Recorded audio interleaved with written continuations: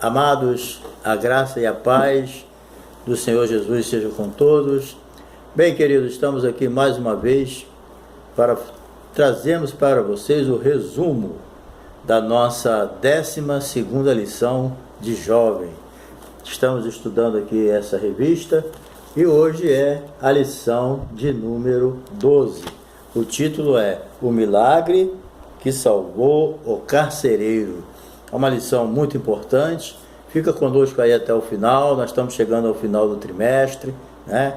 O ano de 2020 está chegando por aí e nós estamos encerrando aí, mas fica conosco aí até o final, tá? Se você ainda não se inscreveu no nosso canal, se inscreva, dê o seu like, compartilhe, né? Deixe teu comentário e também não se esqueça de dar o toquinho aí no sininho para você receber novos vídeos, porque nós sempre estamos colocando vídeos novos aí, não só da escola dominical de jovem, de adulto, mas também outros assuntos bíblicos interessantes. Fica conosco aí até o final, ok? Bem, hoje nós vamos estudar a lição de número 12, o milagre que salvou o carcereiro.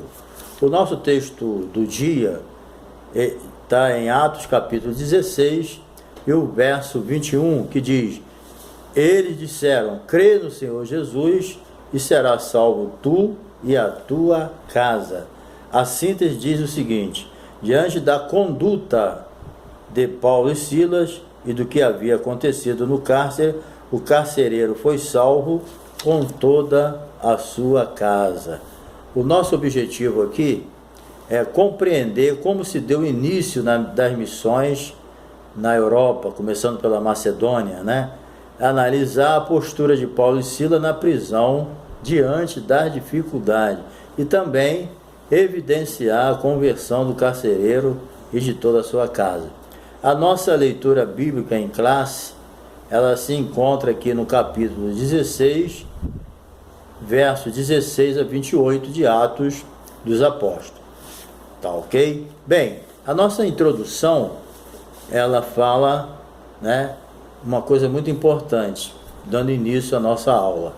Esse resumo aí de uns 30 minutinhos, fica aí conosco, tá? Bem, a fim de demonstrar o avanço, né, que o Evangelho estava tendo em várias cidades, o livro de Atos nos mostra, né, a segunda viagem missionária de Paulo. Então, quando aconteceu todo esse incidente aqui que nós vamos estudar, isso aí já foi na segunda viagem missionária do apóstolo Paulo, que primeiro ele saiu com Barnabé, né? E depois na segunda viagem ele já saiu com Silas. Era Paulo e Barnabé, depois Paulo e Silas. Bem, vamos começar aqui com a nossa lição. O começo da missão na Europa, mudança de planos. A Bíblia diz que, né, o homem faz seus planos, mas a resposta certa, ela vem da boca do Senhor. Nós precisamos entender que o plano de Deus é muito melhor do que os nossos planos, né?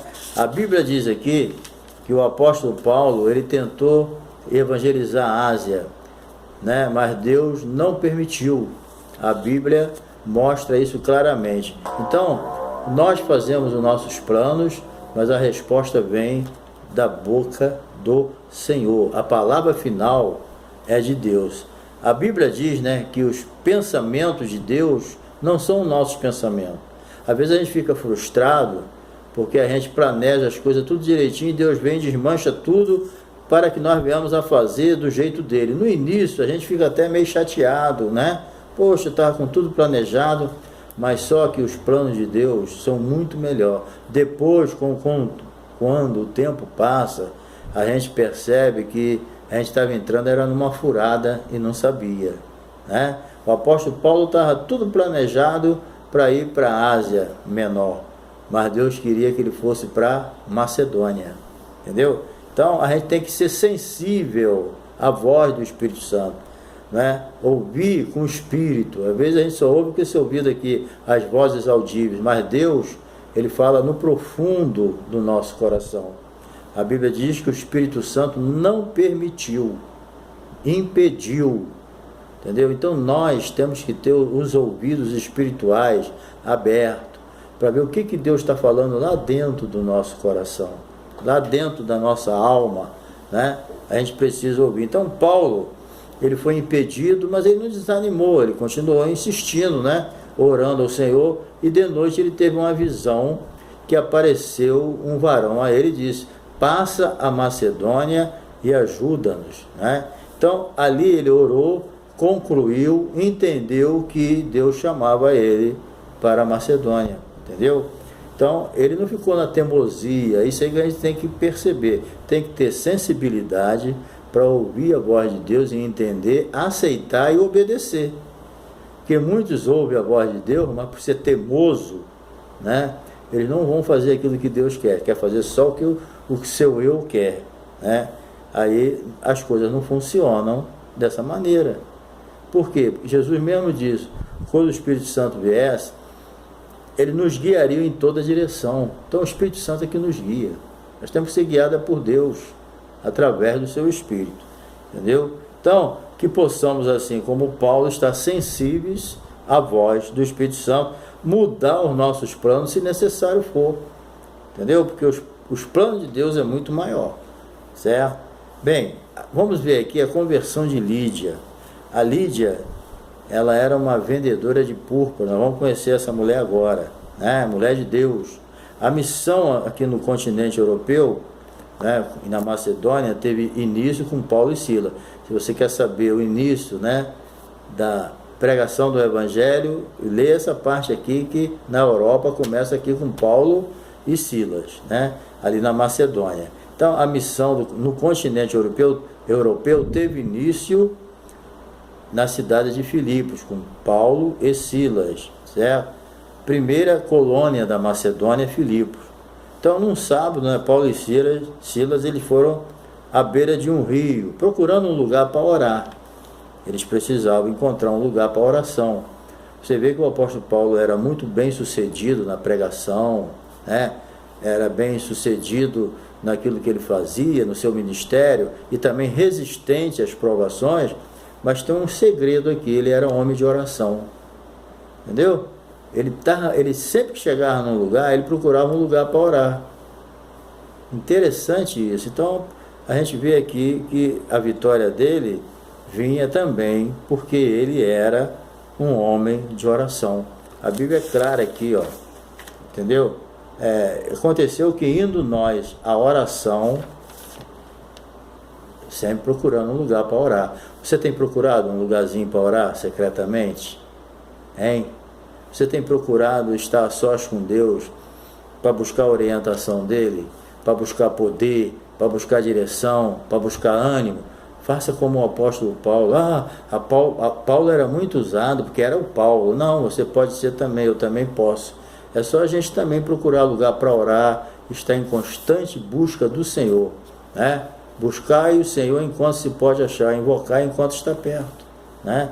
Nós precisamos buscar o Senhor, buscar poder, buscar revestimento, buscar capacitação. É nos pés do Senhor que a gente recebe aquilo que nós precisamos para cumprir a sua vontade e obedecer a sua palavra, né?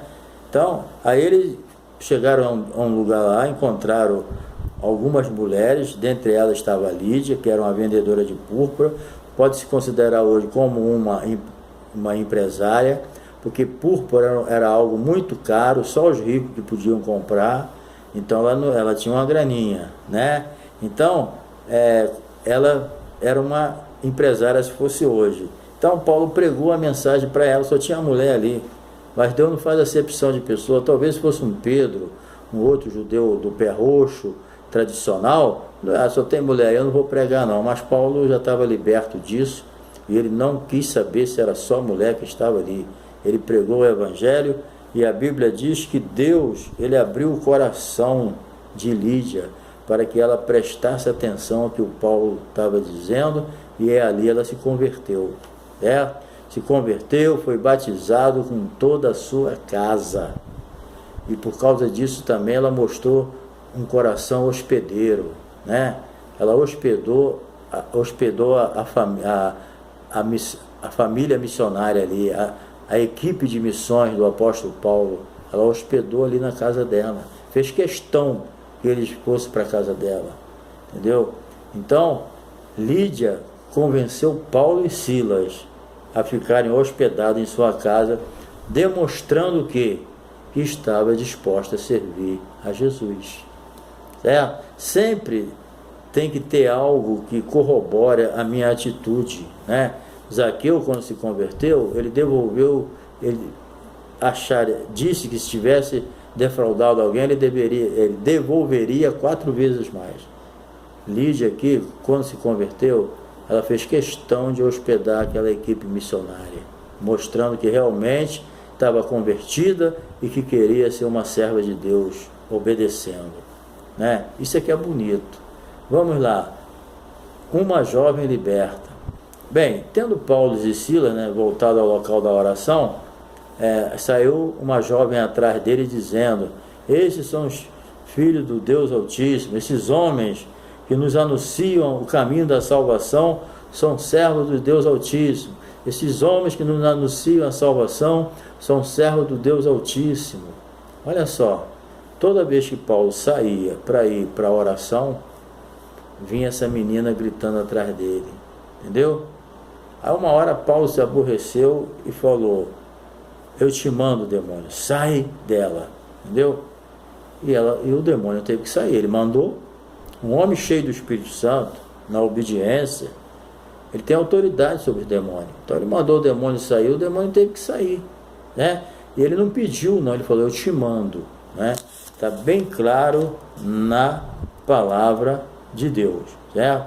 Aqui diz assim, ó: aconteceu que, indo nós à oração, nos saiu ao encontro uma jovem que tinha o espírito de adivinhação, um demônio que vivia nela fazendo adivinhação, entendeu? E o qual esse demônio de adivinhação dava um grande lucro aos senhores dessa menina.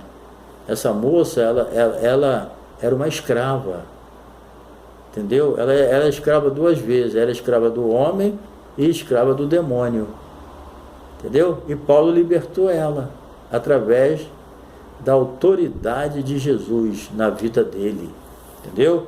Então, ela começou a seguir Paulo, né? Paulo saía para a oração, ela ia atrás clamando: esses homens que nos anunciam a salvação, o caminho, são servos do Deus Altíssimo.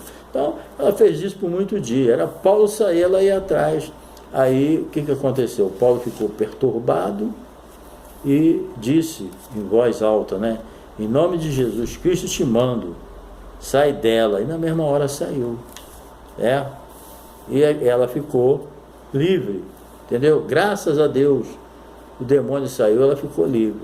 Então, mas o que aconteceu? A jovem ficou liberta, mas aí os seus patrões, né, que escravizavam ela, ficaram cheios de ódio. Por quê? Porque as adivinhações dessa jovem proporcionavam grande lucro aos seus patrões.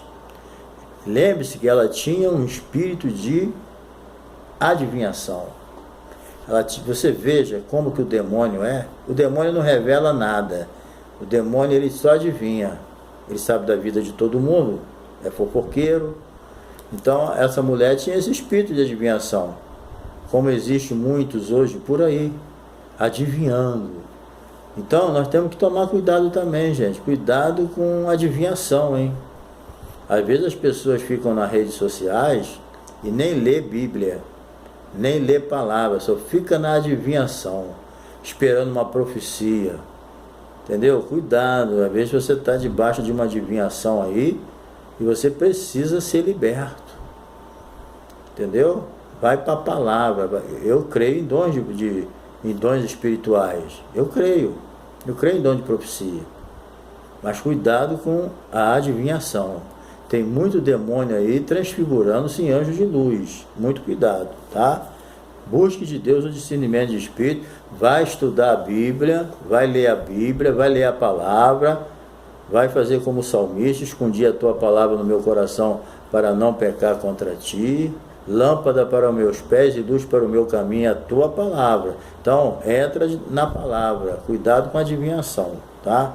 Bem, então esses homens aqui foram muito perseguido por causa disso, porque libertar uma pessoa, às vezes você faz um bem, aí você pensa que vai ser até aplaudido, né? Muitas vezes quando você faz um bem, aí que a tua prova aumenta, mas que isso não venha nos desanimar, entendeu? Mesmo que você seja perseguido, mal entendido, maltratado, porque fez um bem a uma criatura, mas olha, não desista, Deus nos chamou para isso, entendeu? Paulo não recebeu nenhum elogio por libertar uma mulher do poder de Satanás, pelo contrário, foi preso e maltratado, porque fez um bem a uma pessoa, se colocando na posição certa de um instrumento de Deus para libertar uma mulher, entendeu? Então, ainda hoje há muitas pessoas assim, entendeu? Que estão sendo oprimidas. Onde você vai tem gente oprimida, que precisa de libertação. Se você é um cristão, anda na presença de Deus, fica na posição que a qualquer momento Deus está te usando, entendeu? A qualquer momento. Então, nós, como crente, temos autoridade sobre os demônios, ok? Bem, Paulo e Silas na prisão, devido ter expulsado aquele demônio, o lucro daqueles homens, que era muito devido à adivinhação da mulher, perderam, não tiveram mais, ficaram com ódio, criaram uma conspiração ali e prenderam Paulo e Silas, né? Então, colocaram eles lá na cadeia.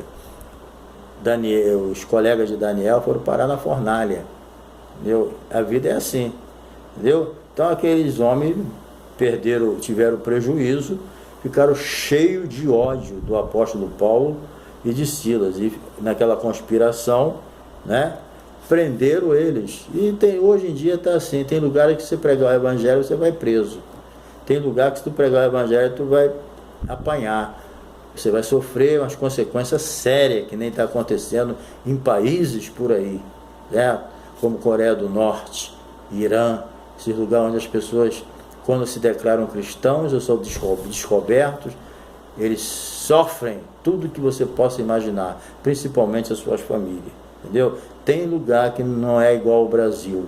O Brasil tem liberdade religiosa, mas mesmo assim tem preconceito, tem ódio, tem ira e tem raiva. Você imagina esses lugares onde não há liberdade religiosa. Você não pode se declarar cristão, senão você é perseguido, sua família, né?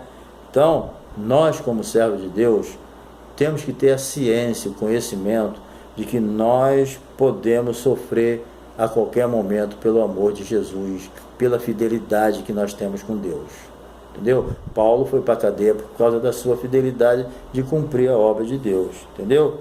Mas quando eles estavam presos lá, pegaram ele, né? Deram bastante chicotada neles e prenderam eles e amarraram no tronco, né? Aí eles começaram a murmurar, reclamar, maldizer, não. Eles começaram a orar e louvar a Deus, entendeu? Será que a gente faria isso? No tronco todo arrebentado de chicotada, amarrado lá no último tronco, lá no fundo da cela, no meio de pessoas de alta periculosidade. Você imagina isso? Mas eles não murmuraram, não reclamaram. Talvez poderia pensar assim: mas que eu ia para aquele lugar, Deus não deixou, me trouxe para cá, o que está acontecendo? Eles não reclamaram nem um minuto, certo? Então, querido, às vezes o crente fica alegre, ou as pessoas imaginam isso, que a alegria só vem de bênção material, um aumento de salário, um emprego, qualquer coisa nessa vida que você consegue, né, é um motivo de alegria. Mas é a alegria que vem das coisas externas, que vem de fora. Agora, Paulo e Silas sentiram uma alegria que vem de dentro. É a alegria do crente, Jesus, entendeu? Eles cantavam hinos e oravam a Deus, estavam alegres, felizes, todos machucados. Mas de onde vinha essa alegria? Essa alegria que é o fruto do Espírito. Não é alegria por bênção recebida. Pô, recebi uma bênção, estou feliz. Não, aqui a alegria vinha de dentro. Era o fruto do Espírito, a alegria, o regozijo do Espírito Santo. Entendeu? Então, a alegria do crente vai além das circunstâncias, pois está firmada em Deus. a certeza de que Ele é soberano e nos enche de alegria e de esperança. Então, o que aconteceu como resultado dessa alegria? Louvar a Deus, os presos ouvindo, o carcereiro dormindo, né? Então, é maravilhoso saber quando as circunstâncias são desfavoráveis, né? E estão além da nossa capacidade. Para Paulo ali, humanamente falando, e Silas, estava tudo perdido. Ali naquela situação, precisava e necessitava de uma ação de Deus sobrenatural. É quando nossos recursos acabam, quando o nosso recurso chega ao final, aí Deus entra em ação. Quando nós dissemos, não adianta mais, aí Deus vem com o recurso dele. Entendeu? Então, nesse caso, Paulo e Silas estavam totalmente vencidos pelas correntes e prisão. Mas a oração e o louvor deles chegaram até os céus. E um terremoto acontece, abrindo todas as portas da prisão, soltando as correntes. Quando elevamos o nosso clamor e louvor ao Senhor, Ele se move a nosso favor. Quando todo mundo está esperando uma murmuração tua e tu dá um glória a Deus, vai chegar no céu. Quando o diabo estava esperando da boca de Jó uma blasfêmia, Jó disse, Deus deu, Deus tomou, bendito seja o nome do Senhor.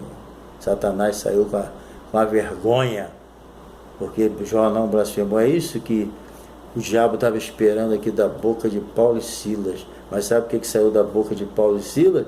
Foi blasfêmia? Não, saiu, foi louvor e oração.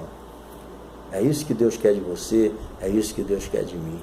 Que na hora do mais terrível da nossa vida, nós levantemos um clamor, uma oração e um louvor ao Deus. Aí o sobrenatural se manifesta, né? Bem, vamos para a última parte aqui. É uma conversão inusitada, né? Por quê? Vamos ver. O caminho da morte. Bem, com aquele terremoto, certo? O carcereiro acordou. Ele estava num sono tão profundo que para acordar ele tinha que ser um terremoto. Ele acordou, viu as portas todas abertas e falou, fugiu todo mundo, né? Então, naquele tempo, se um fugisse, o carcereiro tinha que pagar com a vida, entendeu? Dente por dente, olho por olho e acabou. Mas, então ele olhou as portas abertas, todo mundo fugiu, ele já pegou a espada e ia se suicidar. Aí foi quando Paulo poderia dizer, tomara que ele morre logo para me fugir, né? Terremoto libertou todo mundo, mas aí Paulo era um cristão, um homem de Deus, ele falou, não faça isso, porque estamos todos aqui, entendeu? Isso aí foi a coisa mais interessante que eu já vi. Quantas pessoas estão igual aquele carcereiro, tem esperança ainda, mas não sabe. Ele ia se suicidar pensando que estava tudo acabado, mas Paulo impediu o suicídio dele. Então, muitas pessoas hoje estão se suicidando pensando que tudo acabou. Precisa que nós venhamos dizer para eles que ainda tem esperança. Não te faça mal, estamos todos aqui. Tem muitos que estão pensando que acabou e estão querendo tirar suas vidas, mas ainda há esperança. Aquele carcereiro ainda tinha esperança para ele. E o apóstolo Paulo mostrou qual era a esperança. Crer no Senhor Jesus e serás salvo, e tu e a tua casa. Foi a esperança que Paulo deu a ele, eterna, né? Então, a única saída não era tirar a vida. Isso aí é a coisa que o diabo mostra. Ninguém tinha fugido, mas o diabo falou que tinha todo mundo fugido. Mas Paulo impediu o suicídio. Infelizmente, querido, hoje, muitos se encontram nessa situação, né? Pensando em tirar suas vidas, certo? Então, por quê? Porque não tem mais esperança, mas Jesus ainda é a esperança, certo? Bem, número 2 aqui, o encontro com a vida. O livro de Atos é um livro de milagres, né? Mas o maior de todos os milagres do ser humano é a salvação. A pessoa pode ficar curada de uma enfermidade e ir para o inferno. A pessoa pode receber uma grande bênção e ir para o inferno. Por quê? Porque quer as bênçãos, mas não quer o dono da bênção. Entendeu? Não quer a salvação. Que adianta o homem ganhar o mundo inteiro e perder a sua salvação? Não adianta nada. É melhor entrar no céu pobre mais entrar no céu do que ficar rico e ir para o inferno, né? Então a maior bênção que uma pessoa pode receber na sua vida é o milagre da salvação. Aquele que não nascer de novo não pode ver o reino de Deus. Então, quando o carcereiro deu aquele grito de desespero: Senhores, o que eu devo fazer para me salvar? O apóstolo Paulo foi categórico: crê no Senhor Jesus e serás salvo, tu e a tua casa.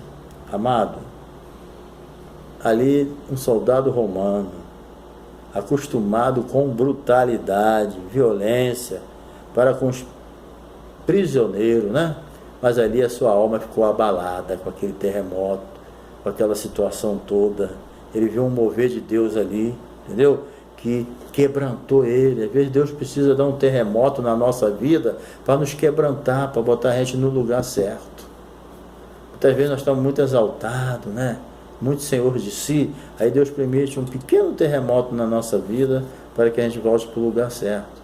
Esse terremoto aqui trouxe o carcereiro à realidade, mostrou a ele que ele precisava ser salvo, entendeu?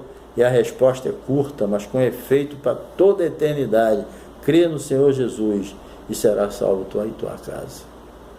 Uma família salva. Agora entenda bem um detalhe aqui: como que o Evangelho ele muda as pessoas, como que o Evangelho transforma a vida das pessoas.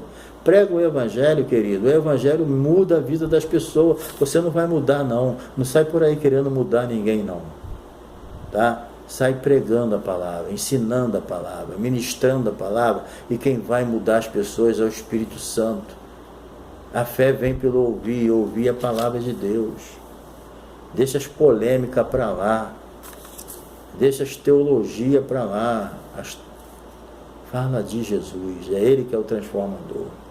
Entendeu? Crê no Senhor Jesus. Não é crer em religião, não é crer em dogma, não é crer no líder, não é crer nas pessoas. Para ser salvo tem que crer no Senhor Jesus. E serás salvo tu e a tua casa. Tu e a tua casa. A promessa é extensiva à família.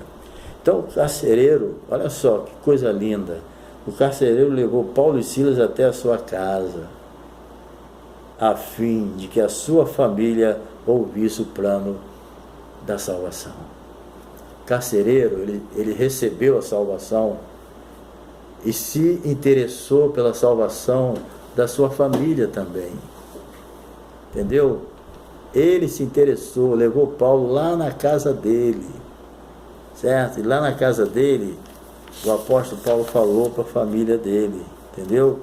Então, olha só, Paulo clamou com grande voz, e o carcereiro era um homem capaz de levar preso para a sua casa. Deus é poderoso para transformar os mais terríveis pecadores. Esse carcereiro que tratava os presos com muita rigidez, ele pegou Paulo, um preso, juntamente com Silas, outro preso, e levou eles à sua casa. Certo? Lá na sua casa, Paulo falou para a família toda.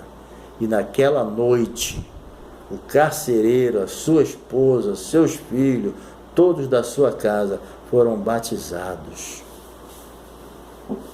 Olha só que milagre que Deus fez. Vale a pena ou não vale a gente aceitar o plano de Deus na nossa vida? Paulo não quis ir, queria ir para a Ásia, Deus vai para a Macedônia. Ele obedeceu, foi. Parece estar dando tudo errado, mas no final, olha só, ganhou o carcereiro e a família para Jesus. Estava machucado, por isso que ele falou: eu trago, ninguém me perturbe, porque eu trago no corpo as marcas de Cristo. Esse sofrimento aí, essa chicotada nas costas dele, essa marca ficou, mas não foi porque ele fez coisa errada, porque ele pregou o Evangelho, as marcas de Cristo nas costas de Paulo. Entendeu? Então, precisamos ser como esse carcereiro e levar a mensagem de salvação da nossa casa, crendo que Deus tem poder para salvar toda a nossa família. Se tem alguém na sua família que não é salvo, querido, leva essa mensagem do Evangelho para a tua casa. E depois você um dia vai dizer: eu e a minha casa serviremos ao Senhor. Então, querido, que Deus te abençoe. Se Deus está mudando os teus planos aí, deixa Ele mudar, porque Ele sabe o que está fazendo, tá bom? Um abração aí, nós terminamos aqui, e na próxima vamos estar com a última lição, e que Deus te abençoe. Eu volto a te lembrar, se não se inscreveu, se inscreva, toque aí no sininho para receber novos vídeos, tá bom? Um abraço e tire bom proveito dessa lição, que ela é muito importante.